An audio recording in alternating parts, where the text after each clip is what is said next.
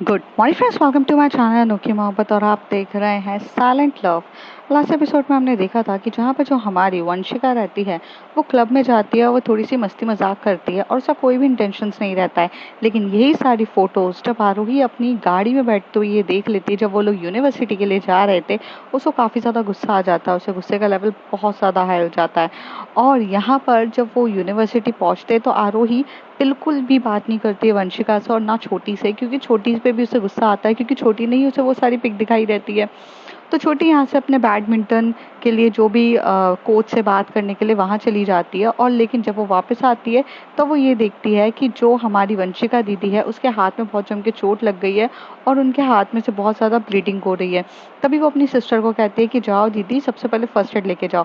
और यहाँ पे वंशिका अपने जेलेसी के मामले में इतनी ज़्यादा अपने आप को हार्म कर लेती है। उसे जेलेसी इसलिए हो रही रहती है क्योंकि वो ये देखती है कि उसकी आरोही पर कितने सारे लोग लाइन मार रहे हैं, मतलब एक फ्लावर पे बैठने वाले इतने सारे बटरफ्लाईज बैठे हैं। और इसे देखकर ना उसके लेवल का गुस्सा इतना ज़्यादा हाई हो जाता है। तभी वो वहाँ पर जाती है और लोग कहती थी है कि जिस लड़की पे आप लाइन मार रहे हो ना, शी इज़ ऑलरेडी टेकन, तो लाइन मारने की कोशिश भी मत करो। और जब आरोही यहाँ पर आती है तो वंशिका चुप हो जाती है और उससे गुस्से का लेवल बहुत हाई रहता है। अब उसके आगे कार के वहाँ पर बोनट पे वो वहाँ खड़ी तो रहती है, अब उसके हाथ में से ब्लीडिंग इतनी ज़्यादा हो रही रहती है। एक तो वो मानने के लिए तैयार नहीं होती और तभी वहाँ से फर्स्ट एड लेकर आती है। और यहाँ पे आरोही सबसे पहले वो जो कांच लगे रहते हैं उसके हाथों पे, वो सारे कांचों को हटा रही रहती है। इतने एकदम बारीक बारीक कांचे होते हैं, वो तो उससे नहीं हटते हैं, लेकिन वो जो बड़े बड़े कांचेस जो उसको लग चुके रहते हैं, वो सारे वो कांचेस को हटाती है। और जैसी जैसी वो हटा रही रहती है, यहाँ आरोही को भी इतना ज़्यादा पेन हो रहा था, उसके फेस के एक्सप्रेशंस में दिख रहे थे। अब ऐसा होता है कि जो वंशिका रहती है वो सामने की तरफ घूर घूर के सिर्फ उन दो लड़कों को देख रही रहती है और उन दोनों पे उसको इतना ज़्यादा गुस्सा आ रहा रहता है। वो दोनों यहाँ पर अपने इधर उधर देखने लगते हैं और फिर एकदम से कहते हैं, Arohi you should take care of your friend, हम तुम्हें कैच बाद में करते हैं। आरोही अपना बोलती है कि अपना सर हिलाते हुए बोलती है ठीक है। यहाँ से वो दोनों चले जाते हैं। वंशिका का हाथ में से ब्लीडिंग रुकी नहीं रही रहती है। तभी वो अपना जो दुपट्टा रहती है, जो उसका दुपट्टा मतलब उस ड्रेस का पूरा अच्छा मैचिंग का दुपट्टा रहता है, ना ताव देखती है ना कुछ देखती है, वो दुपट्टे से उसके हाथ को बहुत टाइटली बांधती है। वो कोशिश करती है कि वो कॉटन से उसका क्रीम व्रीम लगा के वो बहुत कोशिश कर रही रहती है, लेकिन जब कुछ भी नहीं होता है तब वो अपने उसको लगाती है। फिर उसे बोलती है कि चलो यहाँ पर हमें चलना चाहिए।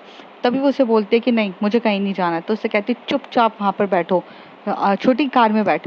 और वो जल्दी से छोटी जो रहती है कार में बैठ जाती है और यहाँ पर वो लोग कार में मतलब गाड़ी में बैठते हैं। अब जैसे ही वो गाड़ी में बैठते हैं तो यहाँ पर जो वंशिका रहती है ड्राइविंग सीट पे बैठ रही रहती है। तभी आरोही कहती है तुम पागल हो क्या, वहाँ बैठो जाकर, तुम्हें गाड़ी कैसे चलानी आएगी। तभी वो कहती है मेरी गाड़ी है, मैं चला लूंगी। तो कहती है मैं जितना बोल रही हूँ ना उतना सुनो। हालांकि वंशिका को भी इतना गुस्सा उसके आंखों में दिख रहा था, लेकिन आरोही का भी गुस्सा उसको लिए बहुत तेज था। दोनों के बीच में गुस्से का क्लैश आउट हो रहा था। अब इसमें से चुप कौन होता, या तो वंशिका को खुद होना पड़ता या तो आरोही होती। पर वंशिका को एकदम से हाथ पकड़ लेती है छोटी, और कहती है दीदी दीदी बैठ जाओ, अब ये हाथ के हाथ में लगी है, दीदी गाड़ी चला लेगी। और ऐसे करके वो बैठती है। फिर ये लोग कार ड्राइव कर रहे थे। तभी जब कार चल रही रहती है तभी यहाँ से एकदम से आरोही होती है। वो कहती तुम स्टूपिड हो क्या, तुम्हारा दिमाग तो ठीक है वंशिका, तुम्हारा क्या है, इतनी जम के तुमने हाथ कैसे मार दिया। वो तुम्हारा हाथ जो मारना था वो तुमने जानबूझ के मारा है।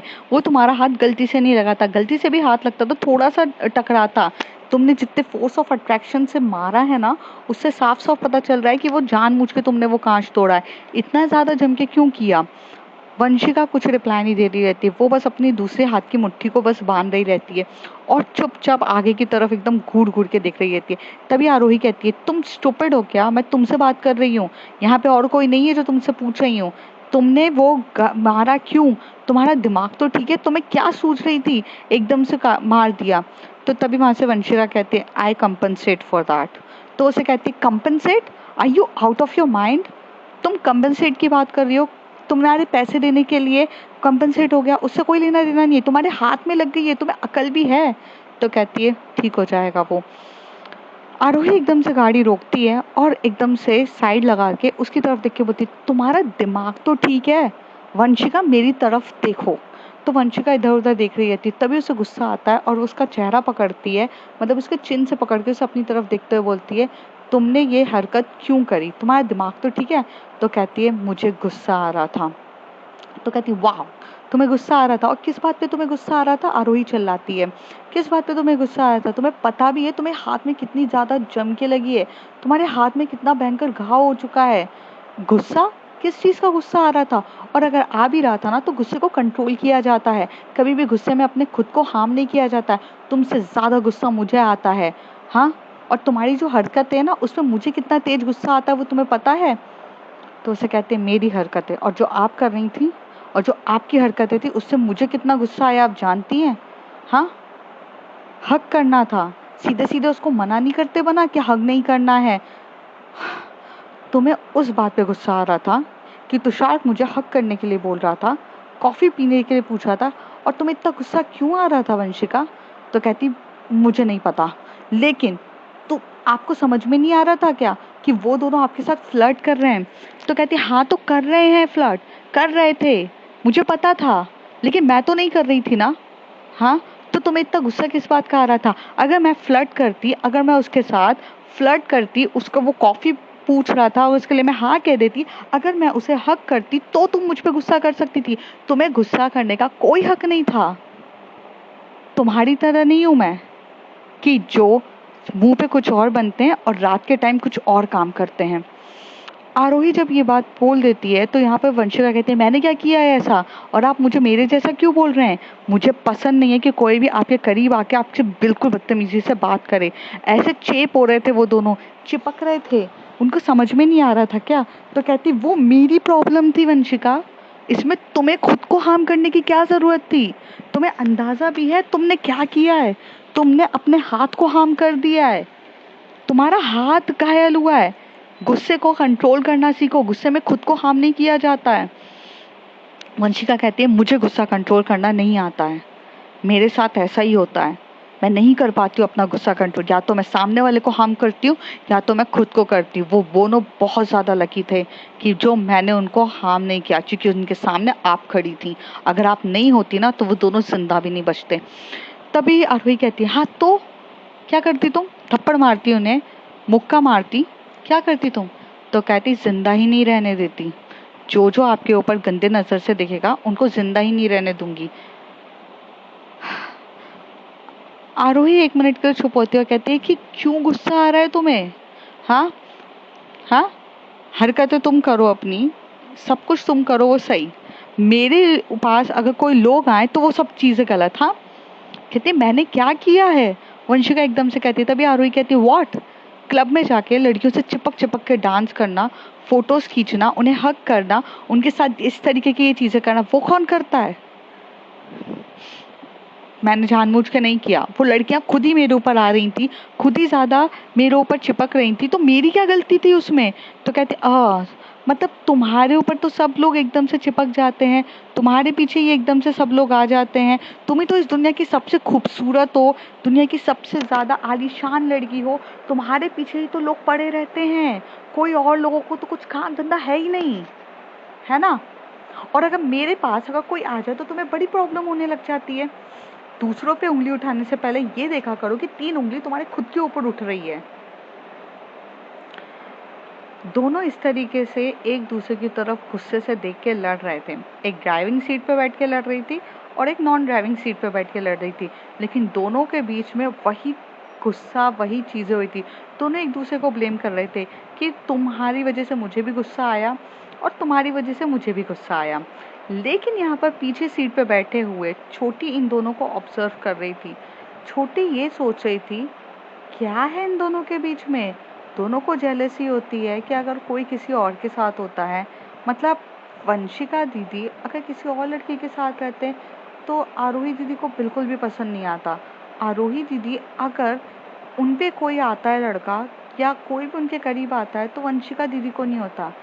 Are they like each other और दे लव ईच अदर। और अगर ऐसा भी है तो दोनों को क्या पता नहीं है एक दूसरे के लिए कि दोनों उस चीज के लिए लड़ रहे हैं पर अपनी फीलिंग्स को समझ रहे हैं। छोटी इन दोनों को देख रही रहती है। तभी यहाँ पर आरोही कहती है तुम्हारी गलती है ये सब चीजें, तुम ये सब चीजें मत क्या करो। तभी वो कहती है अच्छा मेरी गलती है तो मैं यहाँ से उतर जाती हूँ। वो कार से तक उतर जाती है। वंशिका को इतना गुस्सा आता है, वो कार से उतर जाती है। तभी आरोही उतर के बोलती है क्या कर रही हो तुम। और आरोही भी कार से उतरती है, उसे बोलती है पागल हो क्या, कार से उतर के क्या कर रही हो, चलो अंदर बैठो। तो उसे कहती है कि नहीं मैं नहीं जाना, मुझे नहीं बात करनी है आपसे, आप मुझ पर सिर्फ चिल्ला रही हैं फालतू की चीजें। जब मैं बोल रही हूँ लड़कियों से मेरा कोई लेना देना नहीं था, वो लड़कियां खुद ही मेरे पास आ रही थी, मेरी क्या गलती है। तो कहती अच्छा ठीक है, यहाँ पे सीन क्रिएट मत करो, अंदर बैठो तुम, अंदर बैठो। तो कहती हैं कि बस मुझे गुस्सा आ जाता है, मेरे से नहीं होता कंट्रोल। तो कहती तुमसे ज्यादा गुस्सा मुझे आता है, लेकिन मैं अपना गुस्सा कंट्रोल कर लेती हूँ पानी पीते हुए। अब छोटी भी कार से उतर ही जाती है और वो ये सब चीजें देख रही रहती है। तभी उसे बोलती मैंने कहा बैठो कार के अंदर, ऐसे लड़ो मत, पब्लिकली लोग ऐसे नहीं लड़ते हैं। तो तभी छोटी अब सोचती है कि अब मैटर थोड़ा बड़ा हो रहा है, मुझे बोल देना चाहिए। तभी वो कहती है stop fighting like a husband and wife, हम रोड पर हैं। एंड सेकेंडली दी आपको कार चला के हॉस्पिटल चलना चाहिए, वंशिका दीदी का अभी भी हाथ में से ब्लड गिर रहा है।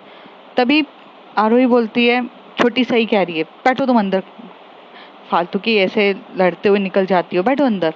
और फिर वो उसे कार में बिठाती है और यहाँ पर आरोही अपनी गाड़ी चला रही रहती है। वो एकदम से मिड पे आके बैठी रहती है, दोनों के बीच वाली जगह पर आके बैठती है कार के, और देख रही रहती है और देखते देखते समझ रही रहती है कि ये दोनों को ही गुस्सा आ रहा है। थोड़ी देर के बाद ये लोग अपने हॉस्पिटल पहुंचते हैं, जहाँ पर ये मैडम एक तो बिल्कुल भी मतलब ऐसे जो वंशिका रहती है बिल्कुल भी अपना ट्रीटमेंट कराने के लिए रेडी नहीं होती है। लेकिन यहाँ पर आरोही जो रहती है उसे खींचते खींचते हुए लेके जाती है अंदर। जाके डॉक्टर से, वहाँ से उनका पहचान का डॉक्टर रहता है, वो उसे बोलता है हाथ में चोट कैसे लग गई। तो उसे कहती है कि बस वो हाथ एकदम से इनका गलती से कांच पे लग गया था तो कांच टूट गया था। तो कहते कोई नहीं चलो मैं करता हूँ। फिर वो उसका हाथ में से ना वो दुपट्टा हटाते हैं और कांच के बारीक बारीक जो पार्टिकल्स होते हैं ना वो निकालने बहुत ज़रूरी थे। अगर बारीक पार्टिकल्स अगर उसे कांच के नहीं निकल जाते तो उसमें पस भरने का और इन्फेक्शन होने का बहुत ज़्यादा चांसेस थे। तो यहाँ पर वो क्या करती है कि ये सब कर रही रहती है। लेकिन यहाँ पर छोटी एक चीज़ नोटिस करती है, जैसे जैसे कांच निकल रहा था वैसे वैसे सबसे ज़्यादा किसी को पेन हो रहा था, तो वो हो रहा था उसकी बहन को। मतलब आरोही की आंखों में एकदम से पेन हो रहा था, आरोही चीज़ें समझ ही नहीं पा रही थी, उसको इतना ज़्यादा पेन हो रहा था और वो देख भी नहीं पा रही थी। तभी यहाँ पर वंशिका भी आरोही को देखती है कि उसे कितना ज़्यादा पेन हो रहा है। हालांकि ये सब चीज़ों में उसे इतना ज़्यादा पेन हो रहा रहता है कि वो देख रही रहती है और वो कुछ भी नहीं बोलती है। वंशिका की नज़र आरोही पे थी और आरोही की आंखों में से आंसू आ गए थे, क्योंकि उसे पता नहीं क्यों वो पेन महसूस हो रहा था। छोटी की भी नज़र वहाँ पर थी। तभी डॉक्टर एकदम से बोलता है पेन, चोट इनको लगी है, दर्द तुम्हें हो रहा है आरोही, क्या हो गया है। कहती है पता नहीं, शायद मैं ये सब चीज़ें नहीं देख पाती हूँ। आपको पता तो है कि मुझसे ये पेन नहीं देखा जाता है किसी का भी। तो कहते हैं कि हाँ वो समझ सकते हैं तुम्हें पेन नहीं देखा जाता है, but it's okay, she is okay right now, don't worry for that. तो उसे बोलती हैं कि तो उसे बोलती है कि ठीक है। थोड़ी देर में डॉक्टर्स उसका ट्रीटमेंट करा लेते हैं और यहाँ पर कुछ मेडिसिन्स लिखते हैं। मेडिसिन्स इसलिए लिखी जाती है क्योंकि यहाँ पर सबसे ज़्यादा ज़रूरी एक बात रहती है कि जो हमारी इन्फेक्शन है उसको ज़्यादा फैले नहीं, और वो उसका ट्रीटमेंट करते हुए ये चीज़ ध्यान रखते हैं कि भैया सब चीज़ अच्छे से हो और कुछ नहीं होती है। तभी यहाँ पर जो हमारी सबसे ज़्यादा मज़ेदार तो छोटी रहती है। छोटी एकदम से कहती है कि वंशिका दी आप ठीक हो। तो वो बोलती है कि हाँ। तो कहती है देखो ना, आपको भी प्यार करने वाला कोई इतना ज़्यादा इंसान इतना ज़्यादा प्यार करने लगा है कि उनकी आंखों में खुद आंसू आ रहे थे, और आपका क्या चल रहा है, इतना गुस्सा होने की क्या ज़रूरत थी आपको कि लाइन मारे थे। मैंने तो आपको पहले भी बताया था ना कि दीदी को वैसे भी किसी में इंटरेस्ट रहता नहीं है, वो ये प्यार व्यार की चीज़ों को कुछ समझती नहीं है। तो फिर इतना गुस्सा होने वाली क्या बात थी, आप इतना ज़्यादा गुस्सा हो गई। छोटी की ये बात सुनकर मतलब वंशिका के पास कुछ वर्ड्स नहीं रहता है, क्या बताएगी वो कि उसे प्यार में जेलसी हो रही थी, और जेलसी का लेवल भी कुछ ज़्यादा ही हाई था। क्या बताती वो भला, शायद उसके पास कुछ भी नहीं था, पर यहाँ बताने की ज़रूरत थी, छोटी तो इनसे ज़्यादा इंटेलिजेंट थी। आखिर उसका भी बॉयफ्रेंड पहले रह चुका था, भले वो साइको क्यों नहीं था, लेकिन उसको पता था ये सब चीज़ें। थोड़ी देर के बाद वो दोनों कुछ नहीं बोलते हैं और यहाँ पर जो आरोही रहती है मेडिसिन्स लेकर आती है, बाकायदा उसे खिलाती है, उसे कहती है कि चलो मैं तुम्हें घर छोड़ देती हूँ। तो उसे कहती है कि आप घर छोड़ देती हो, आप मुझे घर कैसे छोड़ोगी? तो कहते हैं जैसे लोग छोड़ते हैं घर। तो कहती है कि नहीं मैं चली जाऊंगी। तो वो कहती है कि तुम भला कैसे जा पाओगी? तो उसे कहती है कि मैं गाड़ी चला लूंगी। तो कहती है हाथ में अभी अभी पूरी चीज़ें लगी है, हम कार तुम्हारे घर पे छोड़ देंगे और हम दोनों वहाँ से चले जाएंगे, चलो। छोटी वहाँ पे बैठती है और उसे कहती है कि नहीं नहीं ज़रूरत नहीं है। तो उसे कहती है चुप रहो, मैं तुमसे पूछ नहीं रही हूँ, मैं तुम्हें बता रही हूँ। वंशिका दीदी का गुस्सा इतना हाई रहता है, ये तो मतलब देख चुकी थी छोटी, पर जब आरोही के सामने वो कुछ भी अपना गुस्सा नहीं दिखाती है और ये चीज़ उसे काफ़ी ज़्यादा अच्छी अजीब लगती है कि मतलब इतना गुस्सा करने वाली लड़की यहाँ पर 1 मिनट भी गुस्सा नहीं कर रही रहती है। और वो बंदी पता है उसे क्या कहती है कि I already the Aarohi is already has been taken. तो ये बात उसे थोड़ी सी लगती है, पर अब उसे समझ में आता है कि टेकन बाय वंशिका दीदी, तो वो चुप रहती है। कार में बहुत ज़्यादा साइलेंस होता है, पर यहाँ पर सब चीज़ों को ऑब्जर्व किया जा रहा था छोटी के चले। तभी वहाँ से वो बोलती है कि चलते हैं। तभी यहाँ पर जो छोटी रहती है उसको पहली बार दिखता है कि वाह वंशिका दीदी कहाँ रहती है यार, वो कितनी ब्यूटीफुल प्लेस पे रहती है। तभी आरोही बोलती है चलें? तो उसे बोलती है कि हाँ हाँ चलते हैं। आरोही यहाँ पर मतलब एकदम से शांति से बैठती है और जाने के लिए मतलब बोल देती है। थोड़ी देर में जो रात का समय रहता है, मतलब जो अपनी नॉर्मल रूटीन तो उन लोगों का चल ही रहा रहता है, वो वहाँ पे स्टडीज़ करने की कोशिश करती है। और हालांकि उसको थोड़ा सा चोट लगी रहती है तो उससे स्टडीज़ इतने अच्छे से नहीं हो पा रही रहती है, लेकिन वो कोशिश पूरी अच्छे से करती है कि वो स्टडीज़ काफ़ी अच्छे तरीके से करे। और वो बाकायदा मतलब ऐसे बोल सकते हैं कि वो स्टडीज़ करती भी है। यहाँ पर इसका जो मेन काम रहता है, जो हमारी प्यारी सी आरोही मतलब जो आरोही अपनी ट्यूशन्स क्लासेस लेती है, और इस बार जब वो ट्यूशन क्लासेस ले रही रहती है तो उसे काफ़ी ज़्यादा मतलब एकदम मतलब उसका मूड अच्छा नहीं रहता। उसको काफ़ी मतलब एक बोलते हैं ना कि जब आपका ही किसी करीबी इंसान को अगर चोट लगती है तो आपका थोड़ा सा मूड ऑफ होता है, वही उसके साथ चल रहा रहता है। जब वो शाम को घर पहुंचती है तभी वहाँ पर छोटी आती है। छोटी बोलती है दीदी आप फ्री हो? तो उसे बोलती है कि हाँ बोलो क्या हो गया? तो कहती है कि मुझे थोड़ा सा पढ़ाई करनी थी, तो आप मुझे टॉपिक समझा दोगे? वो उसे बोलती है कि बिल्कुल छोटी, मैं तुम्हें टॉपिक समझा देती हूँ। और छोटी को टॉपिक समझा रही रहती है। तभी छोटी ये नोटिस करती है कि थोड़ी थोड़ी देर में जो दीदी का है ना एकदम से ध्यान थोड़ा सा मोबाइल की तरफ जाता है, मोबाइल की तरफ भी, और थोड़ा सा मतलब उनका कंसंट्रेशन नहीं रहता है और बीच बीच में कहीं ना कहीं वो थोड़ा सा सैड हो रही रहती है। तभी यहाँ पर जो हमारी आरोही रहती है वो ये सब चीज़ें देख रही रहती है और मतलब कुछ भी बकायदा वो बोलती ही भी नहीं है। थोड़ी देर में यहाँ पर जो हमारी क्या बोलते हैं छोटी रहती है, वो एकदम से बोलती रहती है दीदी मन करे तो कॉल करके पूछ लेना चाहिए कि तबीयत ठीक नहीं है क्या? ऐसे फ़ोन की तरफ देखती रहोगी तो आपका ध्यान उधर पे ही रहेगा, तो पूछ लो ना आप कि वो ठीक है कि नहीं। तभी आरोही आरोही मतलब छोटी की ये बात सुनते हुए बोलती है ऐसा कुछ भी नहीं है छोटी। तो कहती है कि दीदी आपको शायद नहीं दिख रहा है, या तो आप देखना नहीं चाह रही हो, दिख तो सब कुछ रहा है। You guys fighted for each other for some silly things. और ये सब वही लोग फाइट कर पाते हैं जो लोग प्यार में होते हैं। आई मीन आपको ये सब चीज़ें इतनी ज़्यादा बुरी लगी जब वो क्लब में किसी और के साथ थी, उनको आपका ये जो लोगों का चिट चैट आपके साथ करना वो बिल्कुल अच्छा नहीं लगा, और आप कार में एक दूसरे से फाइट कर रहे थे। आप लोगों ने समझने की कोशिश करी कि आप किस तरीके से फाइट कर रहे थे। All this thing shows that कि you care for each other. आप दोनों एक दूसरे की केयर करने लग गए हो और आपको पता भी नहीं है कि आप दोनों क्या फील कर रहे हो एक दूसरे के लिए। एंड आई थिंक ये सब चीज़ें आपको समझना चाहिए, क्योंकि अगर आप समझोगे नहीं तो आपको चीज़ें पता भी नहीं चलेगी। यहाँ पर आरोही कहती है, ऐसा कुछ भी नहीं है छोटी, मैं उसे एक छोटा सा बच्चा ही समझती हूँ, इस वजह से मैंने थोड़ा सा किया।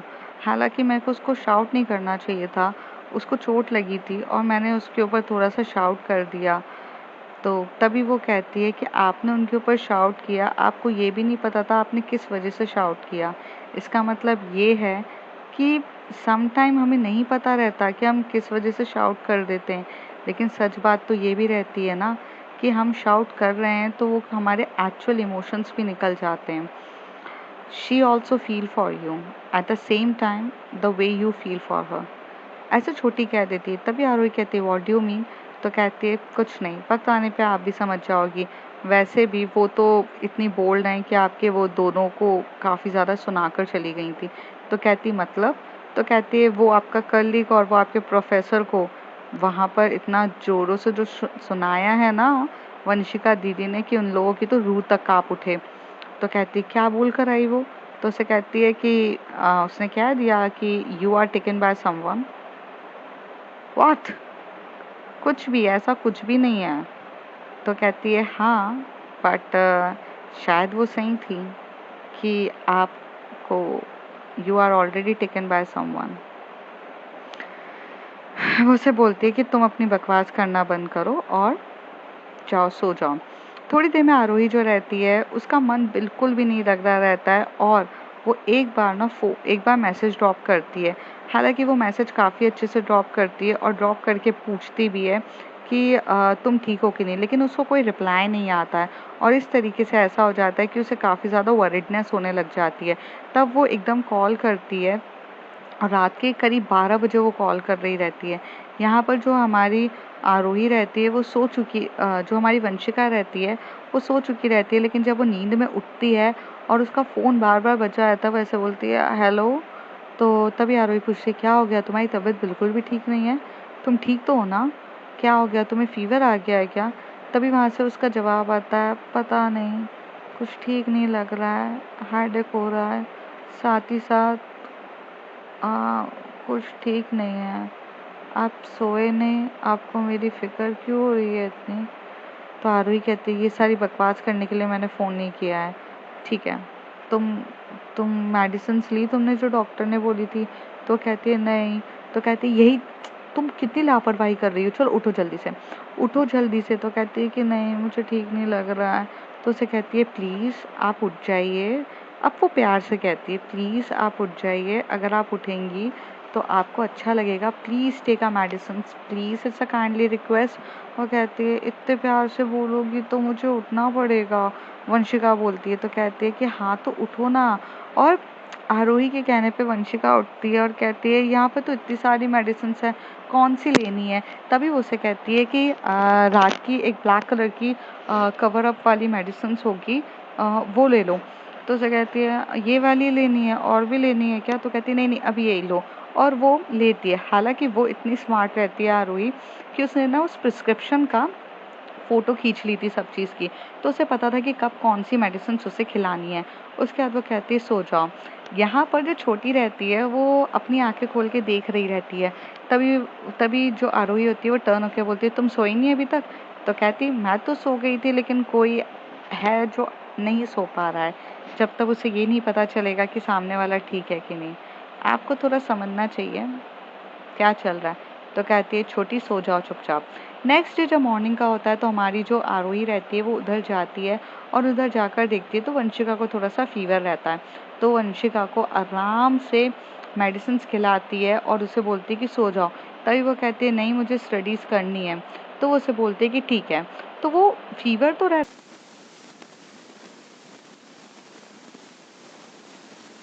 भी थी और जो मेडिसिन होती थी वो भी खिला रही थी। करीब 3 से 4 दिन लगते हैं जहाँ पे वंशिका पूरे तरीके से अपनी कवर अप हो जाती है और वो उसको काफ़ी अच्छे से केयर कर रही रहती है। जब ये वंशिका देखती है कि वो आरोही उसके लिए कितनी ज़्यादा केयरिंग नेचर है और उसे ये बहुत अच्छा लगता है कि मतलब हालांकि चोट लगी रहती है, पढ़ाने पे भी वो बहुत ज़्यादा फोकस करती है, उसको न्यूमेरिकल भी सॉल्व कराती है और बहुत ध्यान रखती है। इन लोगों की लाइफ का जो रूटीन हो चुका था कि सुबह 10 बजे जो हमारी आरोही रहती थी वो जाती थी, 4 बजे तक वो वंशिका के साथ ही अपना टाइम स्पेंड करती थी और 6 बजे वो यहाँ से जाके ट्यूशन्स लेती थी और 8 बजे रहती थी। और रात के टाइम पर जो हमारी आरोही है वो वंशिका के साथ बातें भी करती थी, पर बात करने का जो तरीका होता था वो थोड़ा अलग होता था। मतलब ऐसा कुछ रोमांटिक टॉक्स नहीं होती थी इन दोनों के बीच में। इन दोनों के बीच में काम से रिलेटेड ही बात होती थी। मतलब वो कभी वंशिका उसको मैसेज करती थी कि यार एक न्यूमेरिकल है वो बता दो, या कभी कोई एक टॉपिक से रिलेटेड करती थी, पर रोज का हो चुका था। रोज कोई ना कोई वंशिका भी बहाना देखती थी कि वो आरोही को बताए, और अब आरोही को भी इन सब चीज़ों की आदत हो गई थी। ऐसी इन लोगों की लाइफ चलती रहती है। करीब 15 दिन हो जाते हैं। 15 दिन तक पूरा फोकसली इनका स्टडीज होता है। 15 दिन के बाद जो हमारी सुबह मॉर्निंग का टाइम रहता है, जहाँ पर हमारी वंशिका कॉल करती है आरोही को, और वो करीब 7 बजे कॉल करती है। तभी आरोही जो होती है वो पिकअप करती है फ़ोन और से कहती है कि क्या हो गया, आज सुबह सुबह तो मुझे कॉल कर रही हो। ये मत कहना कि सुबह सुबह तुमने कोई एक न्यूमेरिकल ढूंढ के रखा है मेरे लिए और समझना है। तो कहती है नहीं नहीं, आज एक्चुअली ना मुझे कॉलेज जाना है, तो मैं आज आपको नहीं मिल पाऊंगी, मैंने इसलिए आपको कॉल करके बोला था। तो वो कहती है एनी अर्जेंट थिंग।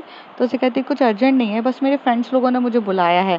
एक्चुअली पता है हमारे कॉलेज में ना फंक्शंस होते हैं, बहुत सारी चीज़ों में पार्टिसिपेट करते हैं, और मैं स्टूडेंट काउंसलिंग के एक मेंबर भी हूँ, तो मुझे थोड़ा सा काम है वहाँ पर, इसलिए मुझे जाना है। आई एम सॉरी कि आज हम मिल नहीं पाएंगे। आरोही कहती है ठीक है, कोई इश्यू नहीं है, चलता है। तो वो कहती है ठीक है, चलो मैं बाद में बात करती हूँ आपसे, मेरे को तैयार भी होना, मुझे कॉलेज भी जाना है। यहाँ पर आरोही का थोड़ा सा मूड ऑफ हो जाता है, क्योंकि अब उसको बिल्कुल आदत हो चुकी थी कि वो वंशिका से सुबह मिलेगी और उसके साथ टाइम स्पेंड करेगी, और शाम को उसका डेली रूटीन चल रहा था, और अब उसको काफ़ी अच्छा लगने लग गया था अपना ये बिजी शेड्यूल। ऐसा था कि जब भी वो बीच में भी उसको टाइम मिलता था, जैसे कि वो 7-8 बजे आती थी, और आरोही जब वंशिका से बात करती थी तो 11-12 बजे करती थी। तो इस ड्यूरेशन में बीच में वो अपने थीसिस पे भी ध्यान देती थी, ऐसा नहीं था। तो आज उसके पास पूरा टाइम रहता है, 10 बजे से लेकर 4 बजे तक का फुल टाइम रहता है। तो अपना लैपटॉप उठाती है और थीसिस पे फोकस कर रही रहती है। हालांकि उसका मन थोड़ा सा डाइवर्ट हो रहा रहता है, लेकिन फिर भी आरोही अपने पूरे माइंड को कंसंट्रेट करते हुए करती है, ये सोचकर कि भाई सामने वाला भी तो कहीं ना कहीं बिजी है, तो मुझे भी अपने आप को बिजी रखना चाहिए। उसका मन तो कहीं और लगा था, लेकिन फिर भी वो अपने आप को बिजी रखती है। हालांकि वो काफ़ी ज़्यादा स्मार्ट होती है। अब यहाँ पर जो वंशिका रहती है, जब जाती है अपने कॉलेज में, तभी उसके फ्रेंड्स लोग बोलते हैं स्टूडेंट काउंसलिंग के लिए, तभी वो वहाँ पे जाती है, वो सब चीज़ अरेंज कराती है। उसके तो एक बोलने पे इतने सारे कॉन्ट्रैक्टर्स रहते हैं। मतलब वंशिका की इतनी पहचान रहती है कि वो अगर एक फ़ोन करे तो बैनर वाला आ जाएगा, एक फ़ोन करे तो वो कॉन्ट्रैक्टर्स आ जाएंगे, एक फ़ोन करे तो इवेंट्स वाले आ जाएंगे। उसके पास ऐसा कमी नहीं रहती है, तो वो वहाँ पर जाके सारा अरेंजमेंट्स कर रही रहती है। तभी वहाँ पर वो एकदम से चलती है और बोलती है कि मतलब जो ऐसा रहता है कि यहाँ पे दो कॉम्पिटिशन्स हो रहे रहते हैं। पहला कॉम्पिटिशन ऐसा होता है जिस कॉम्पिटिशन्स में पूरे के पूरे मतलब फंक्शंस हैं, जैसे कि एनुअल फंक्शन है, मतलब जहाँ पर डांस होगा, सिंगिंग होगी, रैंप वॉक होगी, फैशंस होगा, फेस्ट लगेगा, जहाँ पे फेस्ट होगा, जहाँ पर क्रिकेट होगा, सब कुछ होगा। और एक होता है पूरा इंटेलेक्चुअल थिंग, जहाँ पर वो एक नोटिस में पढ़ती है कि जहाँ पर ना प्राइस रहता है 20,000 रुपीज़। 20,000 रुपीज़ रहता है, और ये ऐसा रहता है कि यहाँ पर ना इंटर कॉलेज कॉम्पिटिशन्स होता है। मतलब बहुत सारे 2-3 कॉलेजेस के मिलकर वहाँ पर एक कंपटीशन होगा, और ये क्विज कॉम्पिटिशन्स होता है। अगर जो भी ये जीत जाता है उसे 20,000 रुपीज़ का मतलब बेनिफिट मिलेगा। तभी वहाँ से नेहा आकर बोलती है तू यहाँ क्या देख रही है। तो कहती है यार मैं देख रही थी यार 20,000 रुपीज़ का इतना अच्छा यहाँ पर कमाने का, पैसा कमाने का ज़रिया भी मिल रहा है। तो कहती हाँ, लेकिन तेरे लिए कौन सा ज़रिया है, तुझे कहाँ इतना अच्छा पढ़ना आता है। तो कहती है यार मैं अपना नहीं सोच रही हूँ, मैं सोच रही थी कि अगर यही चीज़ आरोही को दी जाती, तो आरोही तो गोल्ड मेडलिस्ट है, उसका दिमाग तो इतना शार्प है कि वो 20,000 रुपीज़ कमा सकती थी, बट यार पॉसिबल ही नहीं है। तभी उसे कहते किसने बोला पॉसिबल नहीं है। पीछे से ये आवाज़ आती है, और ये आवाज़ रहती है उसके प्रोफेसर की, और वैसे प्रोफेसर जो होते हैं वो कहते हैं कि यहाँ पर शायद से तुमने पढ़ा नहीं है, यहाँ पर स्कूल का एक मेंबर होना चाहिए और एक कोई भी गार्डियन आपके साथ जा सकता है। तो तुम अपनी फ्रेंड को एज अ गार्डियन लेकर आ जाओ और गार्डियन लेके चलो। वैसे भी इस कंपटीशन में हमारे कॉलेज से कोई भी रिप्रेजेंट नहीं कर रहा है। फर्स्ट टाइम ऐसा है कि हमारे कॉलेज से कोई भी जाने के लिए तैयार ही नहीं है, क्योंकि उनको ये कंपटीशन इतना ज़्यादा टफ लग रहा है। और जाहिर सी बात है टफ भी है, क्योंकि सबसे बड़ी बात है टफ इसलिए भी है क्योंकि यहाँ पर ना प्राइस जो रेट है वो भी बहुत ज़्यादा है, और जब प्राइस रेट ज़्यादा हाई रहता है तो कॉम्पिटिशन्स भी काफ़ी ज़्यादा टफ होगा। तो इस वजह से कोई हमारे यहाँ से जा नहीं रहा है। तो तुम ट्राई क्यों नहीं करती हो, अपने गार्डियन के साथ आओ और ये ट्राई करो। तो इससे कहती है कि गार्डियन अलाउ है, तो कहते सब अलाउ है, तुम कोशिश तो करो, तुम चिंता क्यों कर रही हो, बाकी सब चीज़ों का अरेंजमेंट्स मैं कर दूंगा, तुम करवाओ तो सही। वो ऐसे बोलती है। तभी यहाँ पर जो वो बोलता है कि वो बोलती है थैंक यू सर। और उसके जो प्रोफेसर रहते हैं ना, ये हमेशा से वंशिका पे लाइन मारते थे, क्योंकि इन्हें वंशिका काफ़ी ज़्यादा स्मार्ट दिखती थी और वंशिका उतनी हॉट भी थी। तो उनका लाइन मारने के लिए वो उस पर सामने जो अपना इम्प्रेशन जमाने के लिए उसको कितने अच्छे से बोल देते हैं। थोड़ी देर में वो उसे कहती है ठीक है। अब वो यहाँ पर आई थी तो कुछ ज़रूरी काम से आई थी, वो सारे काम करने के लिए रेडी हो जाती है और पूरे काम को अच्छे से निपटाती है और इसमें बिजी हो जाती है। तो अब फ्रेंड्स देखते हैं आगे क्या होता है। If you like my story, like share and subscribe.